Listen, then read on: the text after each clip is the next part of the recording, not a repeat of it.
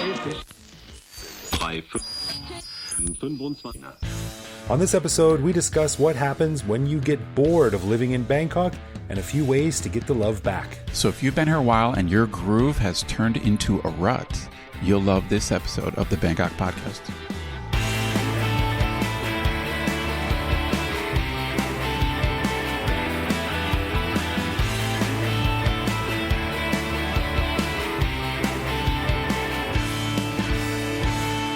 Sawadee krap, and welcome to the Bangkok Podcast.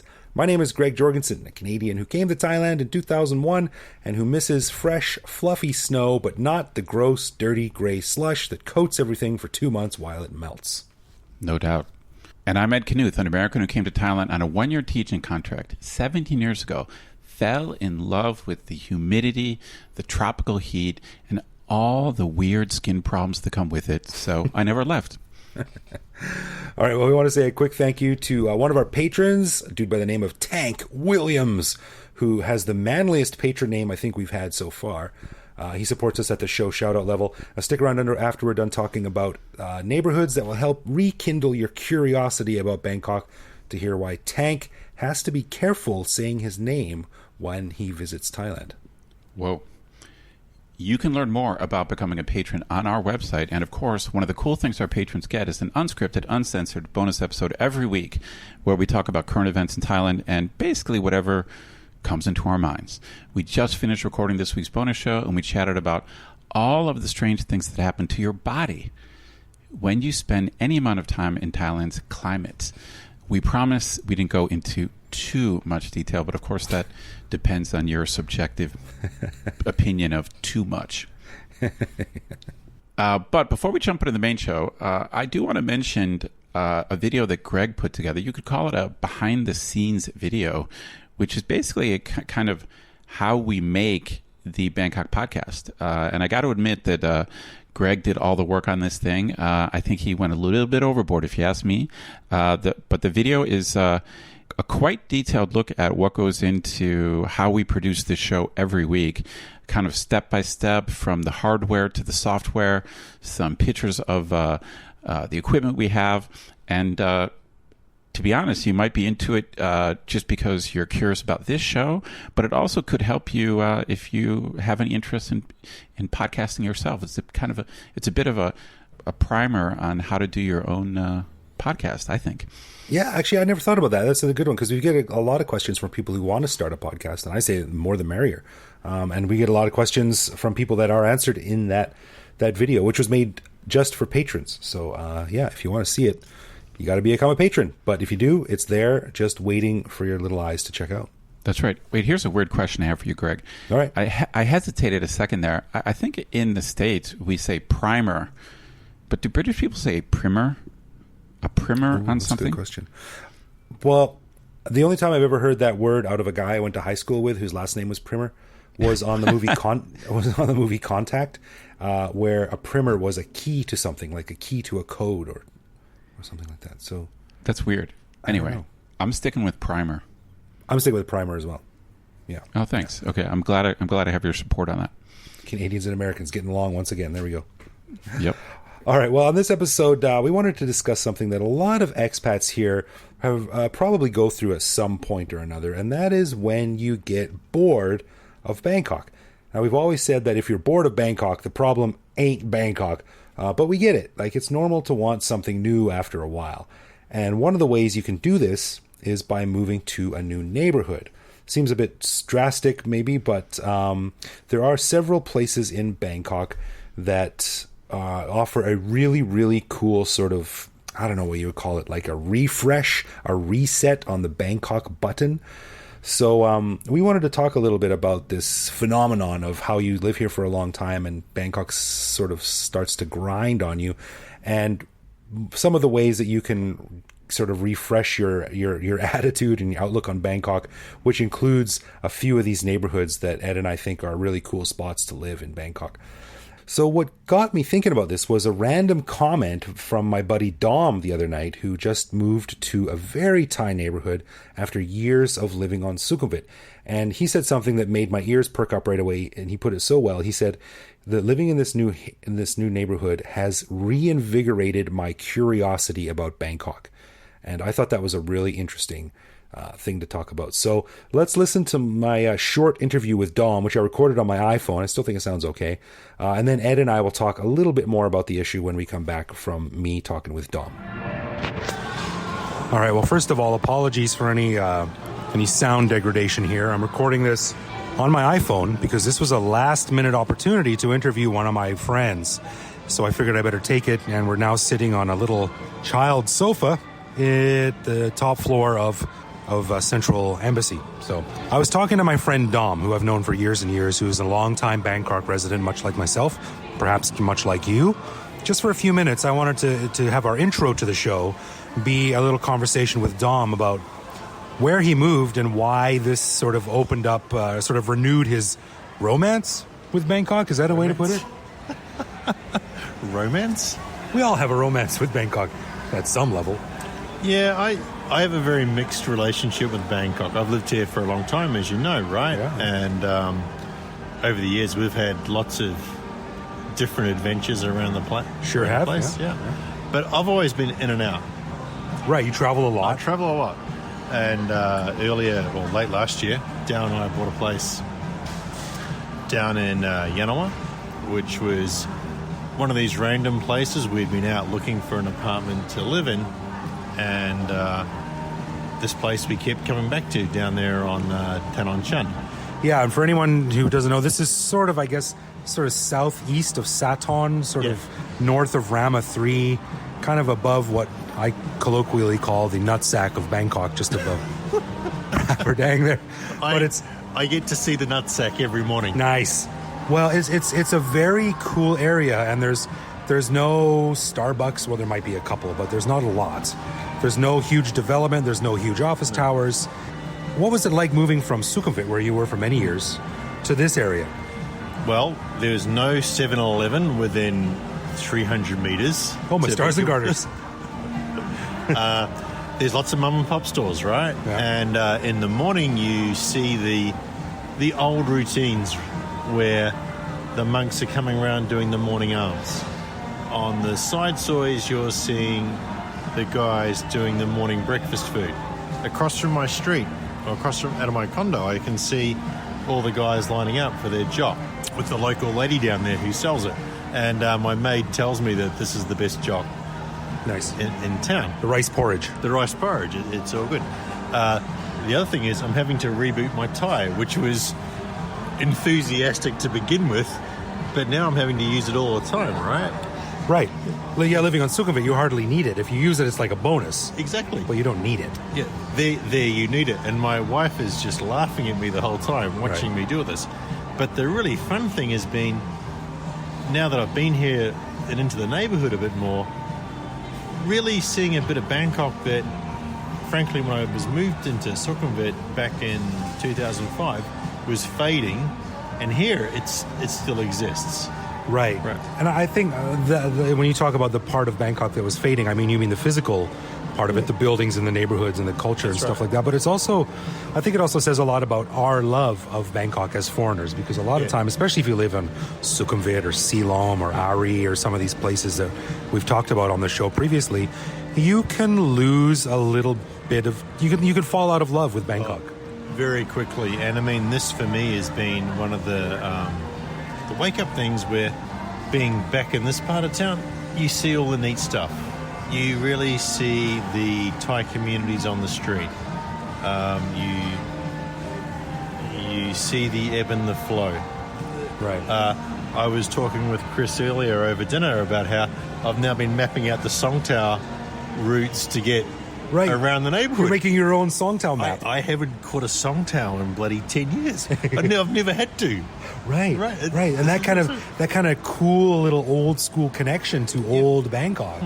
And finding things. I think I know Bangkok pretty well. I've been here a long time. But I was literally looking on Google Maps. I saw a big park nearby, and I went down on Sunday morning for a run. And we go in there. It's a old Chinese cemetery, which is obviously known by the local community. and you can see all the old school exercise gear. Nice. You've got all the little running clubs like you have in Lumpini, all the dudes having their cups of tea and doing their exercise stuff. And it's very obviously been there for a long time. Yeah.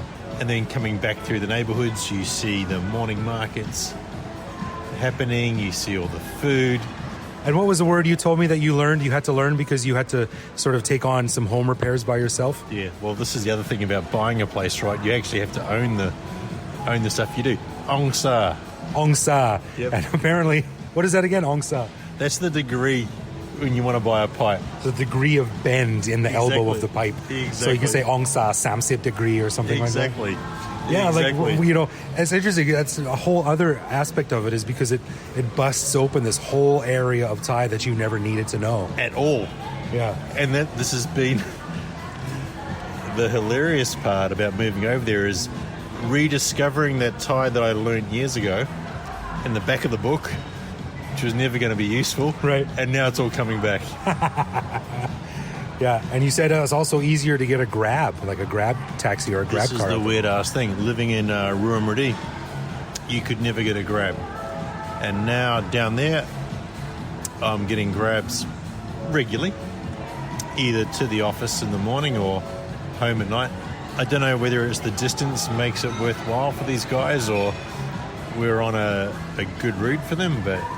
Yeah. Maybe they just don't want to deal with foreigners and they think that area doesn't have any. You're one of the first wave. You're like a picture of what's coming.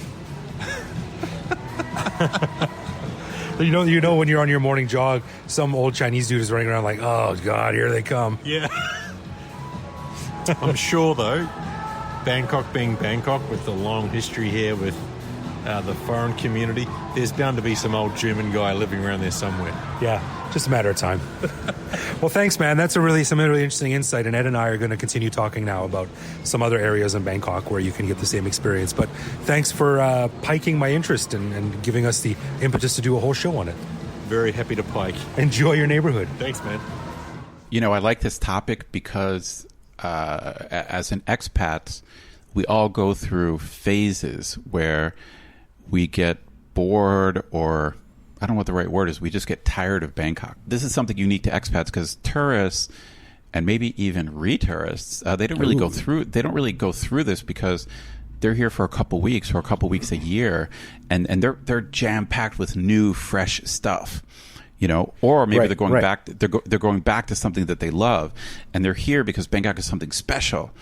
But for us, like we wake up to Bangkok every day, and so it's hard to remember the special stuff. And especially you and I, who've been here like almost 2 decades, it's like you just go through phases where you're like bored with Bangkok. Yeah, and it always struck me as kind of interesting too because no one back home gets this. Like, I mean, I grew up in the same town. I lived there for 15 years, and no one ever said like, "I'm getting bored of this town. I'm going to move somewhere new, like a new country or a new city or something like that." It's just that's just where you were, and that's where you stayed, unless you went for college or something like that. But you never moved just to move. You know what I mean? Yeah, I agree. Now, I think, you know, I like the topic of the show.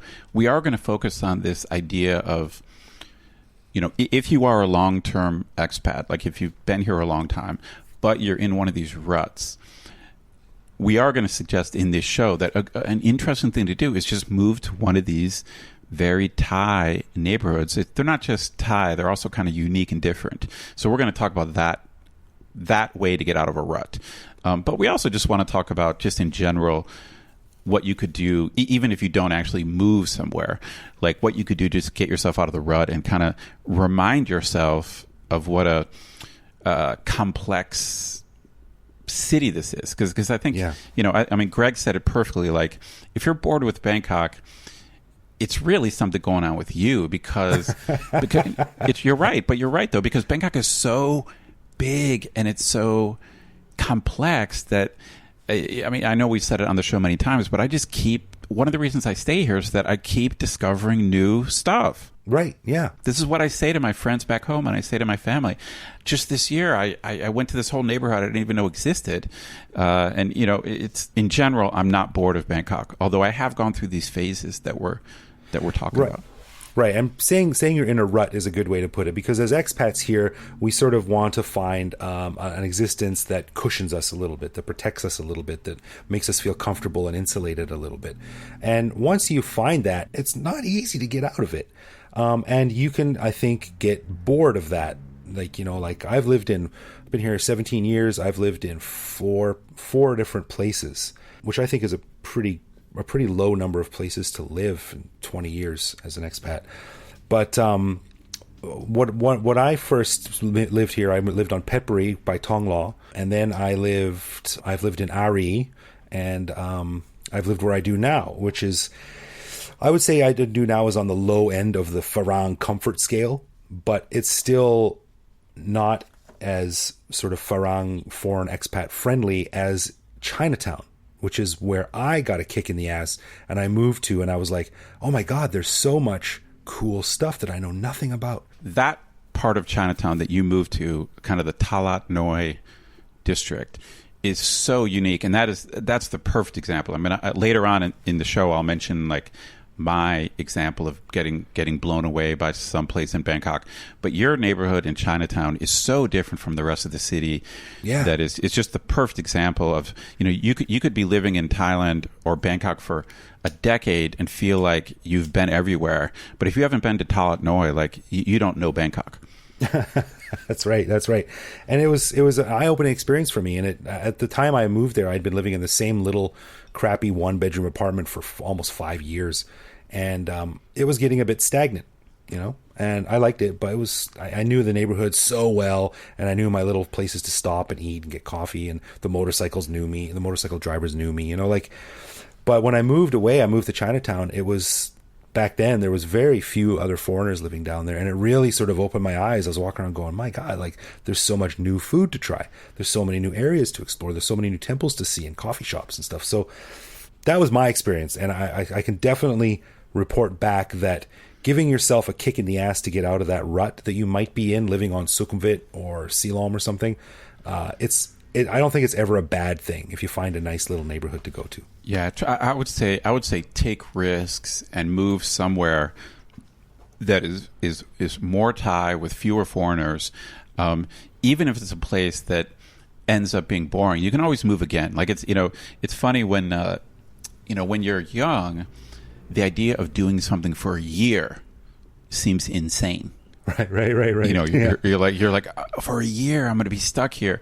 But as you get older, you're like, well, I could live there a year or two. It's like time just goes by faster now. So it's like I could live here for 2 years, there for 2 years. Like you, I was just calculating. I've only lived in 4 different places in Bangkok as well. So that means I've averaged 4 years. I've averaged 4 years at every place that I've lived. Right. What was your experience moving to a sort of off the radar kind of thing? Well, actually, every new place I've moved to, none of them I would say have been totally off the radar. But moving definitely did reinvigorate my interest in Bangkok. Like it's no doubt, just moving to a different place. I mean, I lived on Sukhumvit Soi 1 for 5 years when I first came here. Then I moved down to Soi Suan Wee Chai, which is near Bangkok Hospital, and that was totally different. The Suan Wee Chai neighborhood, it's much more Thai over there. But then from there, I moved to Rachada near Fortune Town, which was kind of a different type of chaos. And I lived in that European town, and that European town is totally different. That was a weird place. It was like a square block of Vienna in the middle of Bangkok. Yeah, I don't know if we've talked about on the show before, but there's a soi near Rachada and Rama 9 that they just generally refer to as European town, and it's a soi of European architecture, and it's just an odd little place. It's just an odd little neighborhood. And there's a lot of there's some businesses there, some shops there, and a lot of condos.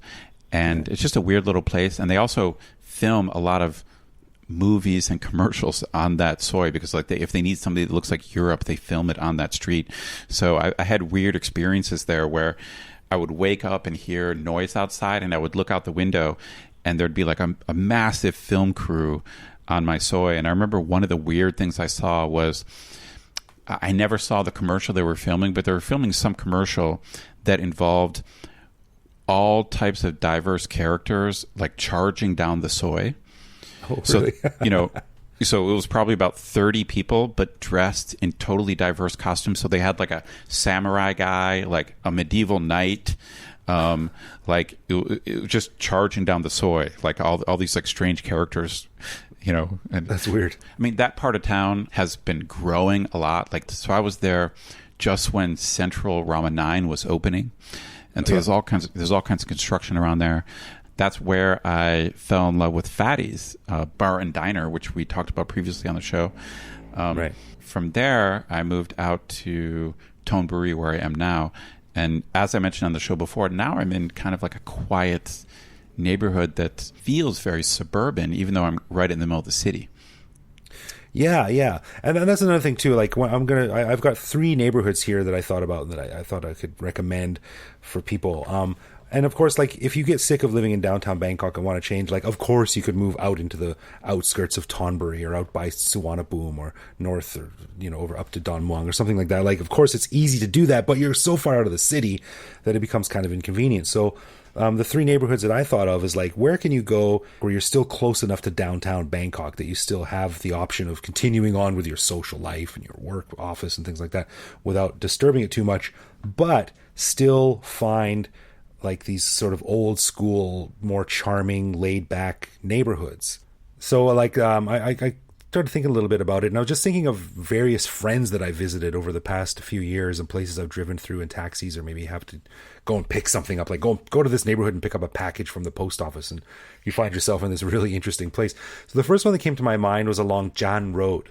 It's spelled Chan in English, which a lot of people say Chan, but it's actually Chan. I read the street sign on Google Street View.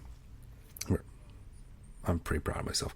So Chan Road goes it runs from Charing Krung Road, which is kind of like near Asia Teak, and it runs east up to Narati Wat Road, which is the one that comes down from Chongnon CBTS station and connects up with Rama 3.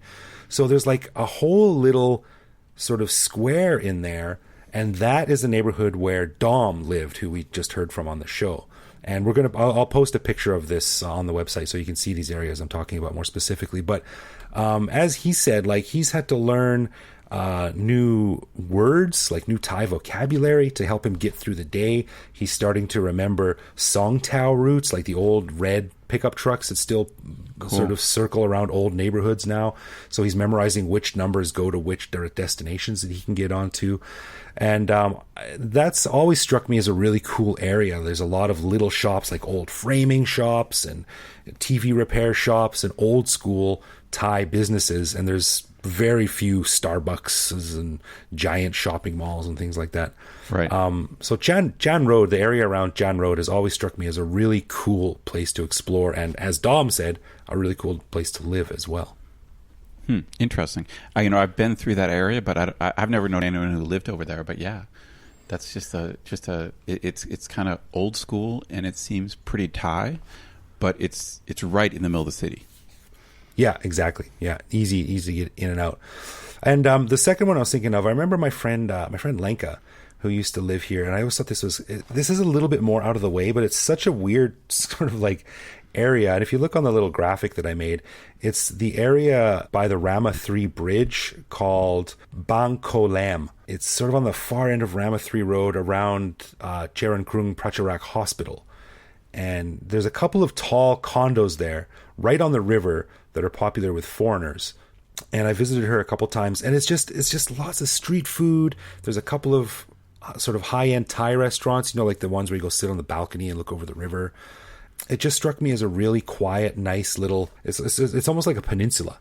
And again, it offers us the sort of the same experience of Chan Road, which is just like this quiet, forgotten corner of the city it's not really easy to get in and out of, but it's not super far away from downtown either. I don't know if you've ever been down there. Yeah, I actually don't know that area at all. Like, I mean, I from your description, I know where you're talking. Yeah. But I literally know nothing about it. So that would be, for me, that would be, if I, for some reason, was like, okay, I got to go somewhere new that I don't know anything about, that would be a good example. I don't know anything about that area. Yeah, it's easy. You just get on Charan Krung Road, which runs along the river there through Chinatown, and then keeps going by Asia Teak, and then just follow that straight until you hit the river, and that's where you are. And yeah, it's a really nice place too. And real quickly, the last one that I thought of was, I wished I had moved to this neighborhood when I first got to Thailand, because this is where I used to teach. I used to teach at a high school up in this area, and I lived in Tonglo at the time, like I said, in Phetchaburi. And I think we've talked about this on the show before. I used to get a motorcycle to the BTS to a bus stop, and then a bus to this place every morning. And it took me 2 hours. And I think back, brutal. Why didn't I just move to this place? Because a lot of other teachers I worked with lived up here. And I always thought it was so, the only word I can think of is quaint.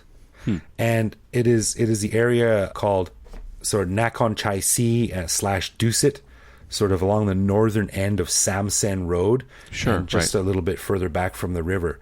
But I always thought there was tons of little tiny streets with nice overhanging trees and little cafes and Thai food stalls. I wish I had lived there when I first got here instead of staying in one stupid popular place for 5 years, because it's really nice up there. Yeah, so I've driven through that area, but that's another area I don't know well. These are purely my sort of little mental notes of places I've driven through and said, like, this place looks interesting. I think I should check it out. Well, I got to say, I think Greg has been far more adventurous than I have as far as Bangkok goes. I think it goes back to your bike riding days, and like I think you're naturally more of an adventurer than I am. Bike riding's the key, man. It's key. It is, and thanks to your bike rides, you turned me on to this area known as Bang Krachao, and I think we've talked about it before, but it's definitely a place worth mentioning again, because essentially it's almost like an island in the Chao Phraya River in the middle of Bangkok, that once you cross over to this area, you really feel like you're in a totally different city. Like once you get over there, it just has a different feeling, a different vibe. I remember when we went on a bike ride there the first time, probably about 5 years ago, I was shocked because I think at that time I was probably in Bangkok for 13 years. And when I went over to that island, I felt like I was in a different city. I felt like I was like in the south of Thailand or something. I don't know. It just has a different vibe, a different feeling. It's got a lot of tree cover, so it's nicknamed the lungs of Bangkok. Is that correct? The green lung, yeah. Yeah, it's called the green lung. So there's just tons of tree cover. Tons of trails and narrow roads. It's weird. I almost don't want to talk about it because I assume that everyone knows about it because I've been riding my bike there for years. But I don't think so, man. It's for one thing, it's super Thai. My buddy who's a re-tourist, I took him there a couple months ago, and of course there are some foreigners over there, but it's Thai, man. It's super Thai. But it's different. It's got a different vibe. It's a different feeling. And did you mention to me that you actually know someone who lives there? Yeah. My buddy Paul, he was actually a guest on season 2, episode 22 of the Bangkok podcast. And he rides his bike all the time. And we talked about how a lot of that green cover is actually disappearing. Because he said every time he goes out on his bike, he sees another big chunk of land that's been clear cut and another building going up. There's supposed to be some protections for that area, but, this is Thailand and money speaks, money talks. Well, so. in my opinion, there's still a huge amount of green cover there. Even if it might be decreasing, there's still a huge amount. And it is a bike rider's paradise. There's no doubt about that. Yeah. But, I mean, moving to a new neighborhood just to sort of reset your Bangkok clock is a bit extreme anyway. But I think saying move to Bang Krachao, I think is at the extreme end of the extreme end. It's I think it'll be a pretty big move. Well, Bang Krachao, it's fascinating because it's not actually far away if you look at it on a map, but it's kind of weirdly inaccessible. Like there's kind of like one bridge, and then the other, the way that you and I get there is usually we take a boat there. So it's a little bit, it's an odd thing. It's like it's right in the middle of Bangkok, but it's kind of inaccessible to roads. Right. I drove there from my place, which is by Taksin Bridge, to see my buddy Paul a few months back, and it took almost an hour to get there. It's so strange. But if you look out at a map, and it looks like it's a 10-minute drive. Yeah, it's very weird. Well, as we said before, if you're a long-term expat, then actually moving to a new neighborhood is not such a crazy thing. It's not as extreme as it sounds. Like if you're someone who's going to be here 6 years, 8 years, 10 years, 12 years, then I think you should get out, get out of the rut. And if you're bored with Bangkok, then moving is actually not extreme. Like, it seems extreme. I mean, I guess not many people like moving. I don't like moving, but it's actually not a bad idea at all. Like, it's just a good idea. Like, if you're a long-term person and you just feel kind of bored, I think just moving, that's actually a good idea. I think so too. And I think I've given out this advice before. I think Evo and I did a show once about like 3 things we would each do differently, and we stayed away from the obvious ones, like I would learn Thai when I first got here, because that's obvious. But I think one of them was I would force myself to move not to Thonglor or Sukhumvit or Saton or something like that. I would force myself to move a bit further out. Yeah, moving to a Thai neighborhood, I think is just super good advice. Super good advice. Before we finish, I just want to make this point because it just happened to me tonight. And this is the alternative to something like moving to a new neighborhood. What I realized is that what happens when you're an expat is you become kind of like a local, in that you start to lose your curiosity about where you live, and you don't explore the way tourists explore. Yeah, right. I grew up on the east side of Cleveland in Ohio in the United States. And, I had my life. I had my family and my friends. And, it's like you live kind of in a groove where you have your life and it's your home. But the weird thing about your home is a lot of times you don't pay attention to your own neighborhood or your own town. Like, there's tons of stuff in Cleveland that I've never done. And tourists come and they do all this cool shit in my town. Yeah. But then it's like, I never do that stuff. It's like, so it's a weird thing about becoming a local is you get closed-minded. It's odd. You would think locals would be the experts in where they live, but they're not. Right. Like, locals are not experts. I know Thailand or Bangkok way better than most Thais I know. And it goes the other way. There's many, many tourists that know Calgary, where I grew up, way better than I ever did. Yeah. So anyway, my point was going to be this. So I learned this lesson tonight because I've now been over here in Thonburi for, I'm thinking about 3.5 years over here. And so I feel like I know the neighborhood, reasonably well, but I was just kind of randomly in the mood for Indian food. And what I normally do is order Indian food, but since I'm over the river, it takes a long time to come. Like, it's like an hour. Okay. So I just did the Google thing. Basically, I just asked Google, where's the nearest Indian restaurant? And it popped up, and there is this Indian restaurant. It's not super close, but it's like about I walked there, and I just under 15 minutes. It's probably like a 13-minute walk or something like that. And I just had no idea there was this little Indian kind of / Chinese, and it was on Google Maps. There were some reviews where people were like, the food here is really good, and it's probably been there the whole time I've been living here. But I think I just got in my groove. I started thinking like a local, and I stopped being curious. And I'm like, a lot of times I think we know our own neighborhood, but we don't. Maybe the lesson of this podcast for expats is you should probably move to a new neighborhood. But if you're not ready to do that, I wouldn't be surprised if there's a lot of things in your own neighborhood that you don't know. You just think you do. Yeah, it's easy to get comfortable. Like I said, you find your groove and you settle in. You're like, I'm good. And then when you say I'm bored and I think I should leave Thailand, maybe all you need to do is move to a new neighborhood. Yeah, agreed. Yeah. No doubt. Yeah. All right, well, let's get into some love, loathe, or leave, and that's where one of us surprises the other guy with a particular aspect of living in Bangkok, which we then discuss and decide if it's something that we love about living here, loathe about living here, or hate so much it makes us want to leave forever. This week it's my turn.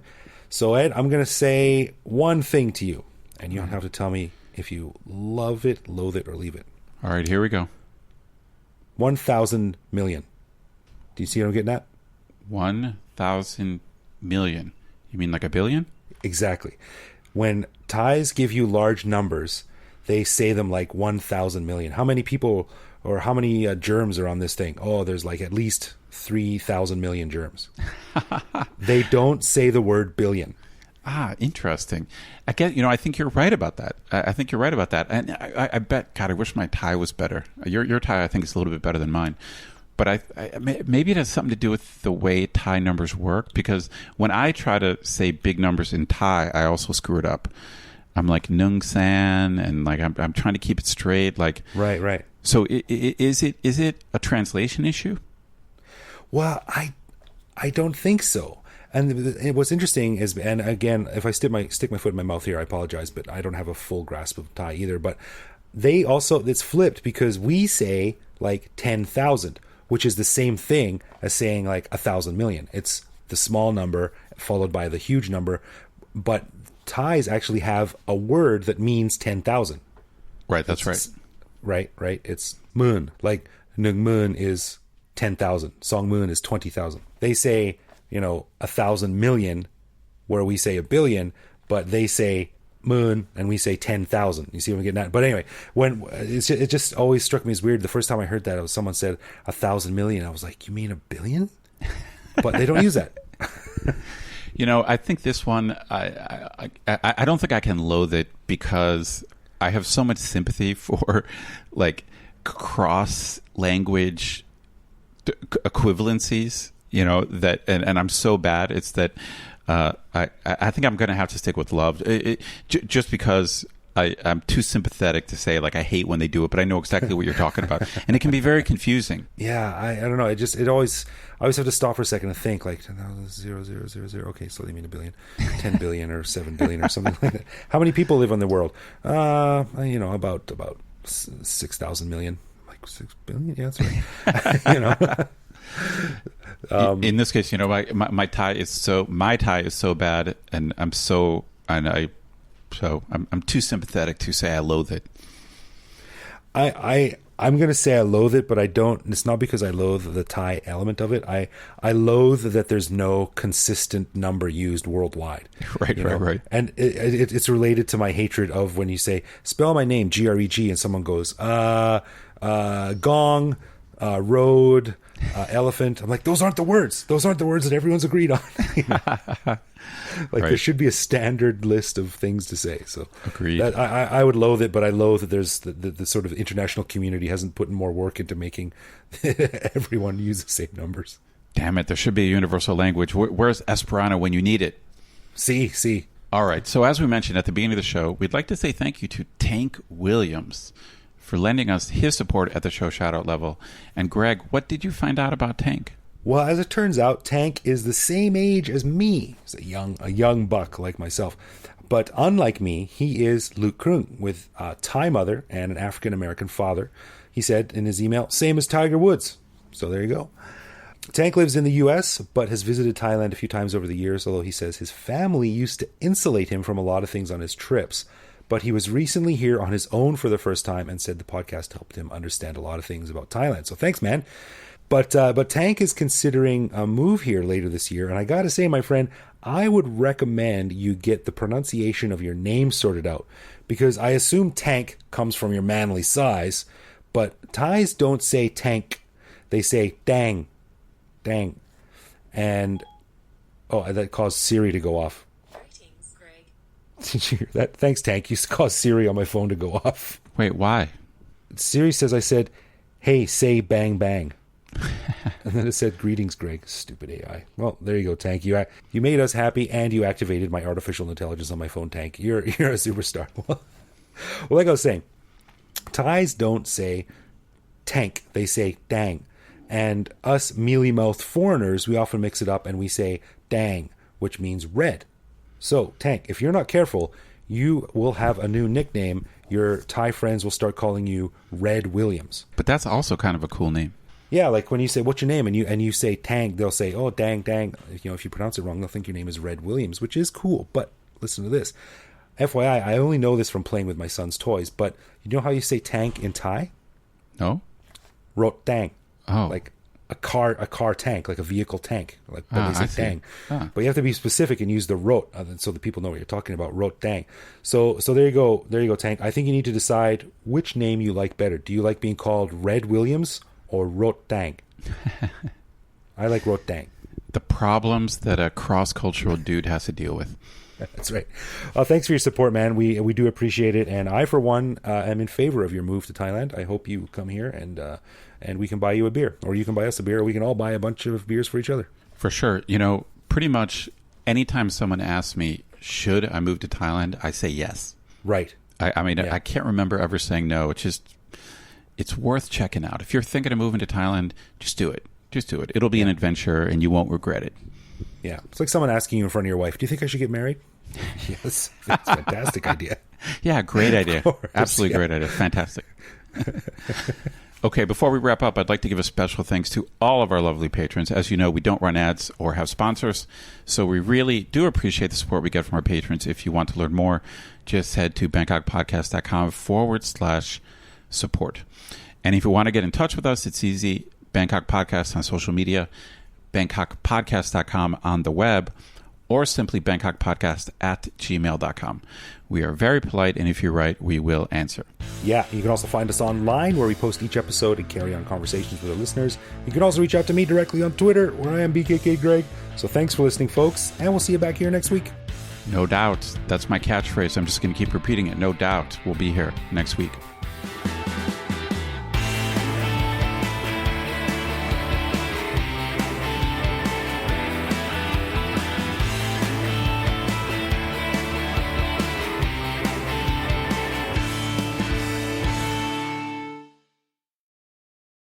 Sawadee crappers. Oh, wait, that doesn't sound very good. I like that. That's pretty funny. Sawadee crappers. I'll just stick to the script.